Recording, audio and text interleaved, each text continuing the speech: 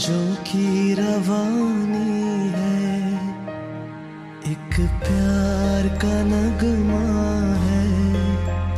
मौजों की रवानी है, जिंदगी और कुछ भी नहीं, तेरी मेरी कहानी है। मी आज निवृत्त होत आहे, पण इथून कुठेच जात नाही। या आश्रम शाळेच्या चुलीवर फक्त भाजीन भाकरी शिजली नाही, तर भुकेल्या लेकरांसाठी माया, आपुलकी आणि प्रेम शिजले। पोटभर जेवण मिळाल्यावर मुलांच्या चेहऱ्यावरचं समाधान, हेच माझं आयुष्याचं मोठं यश होतं। आज हात थांबता आहेत, पण आठवणी कायम राहतील। ही शाळा, हे चूल, हे लेकरं, हे सगळं माझ्या मनात कायम जिवंत राहील। मला सेवा करण्याची संधी दिल्याबद्दल मी सर्वांचा मनापासून आभारी आहे। ही माझी शाळा, इथे सन 9 मध्ये मी जॉईन झालो। त्यावेळेस सुरुवातीला मला असे वाटले का मी या जंगलामध्ये एक दिवस मी काढू शकतो का नाही अशा जागेमध्ये, पण इथलं सहकार्य, इथले विद्यार्थी, इथलं गाव, पंचायत, पोलीस पाटील, सर्वजण यांचं एवढं सहभाग आणि एवढं सुंदर मला त्यांचा सहकार्य भेटलं, त्याच्यात पुढं दिवस एवढे निघून गेले तर मला समजलंसुद्धा नाही।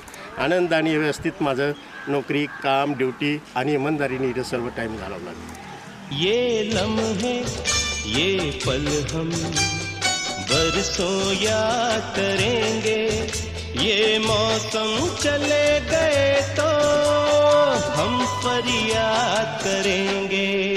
ये लम्हे, ये पल हम बरसों याद करेंगे, ये मौसम चले गए तो हम फरियाद करेंगे। श्रीयुत सुरेश बाबूराव थोरात हे बोरीपाडा येथे 2009 साली रुजू झाले आणि आजतागायत त्यांनी चांगल्या प्रकारे उत्तम दर्जाची सेवा दिलेली, शासनाची सेवा केलेली। विशेष म्हणजे त्यांनी आजारी विद्यार्थ्यांचं नाशिक सिव्हिलला ॲडमिट करणं, त्यांची सेवा करणं, त्यांचा पालकांचा डबासुद्धा, विद्यार्थ्याचा डबासुद्धा अत्यंत मनोभाव्यास त्यांनी सेवा केलेली आहे। खरोखर त्यांचं कौतुक करावं असं वाटतं निश्चितच। इन सपनों की तस्वीरों से, इन यादों की जंजीरों से, अपने दिल को कैसे हम आजाद करेंगे। ये मौसम चले गए तो हम फरियाद करेंगे। ये लम्हे, ये पल हम बरसों याद करेंगे।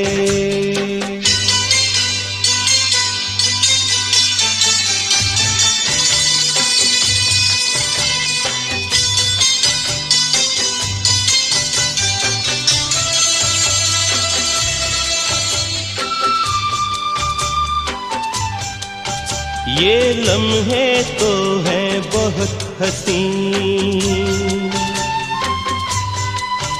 इन लम्हों पर कुछ लिखा नहीं। ये आबाद करेंगे या बर्बाद करेंगे, ये मौसम चले गए तो हम फरियाद करेंगे।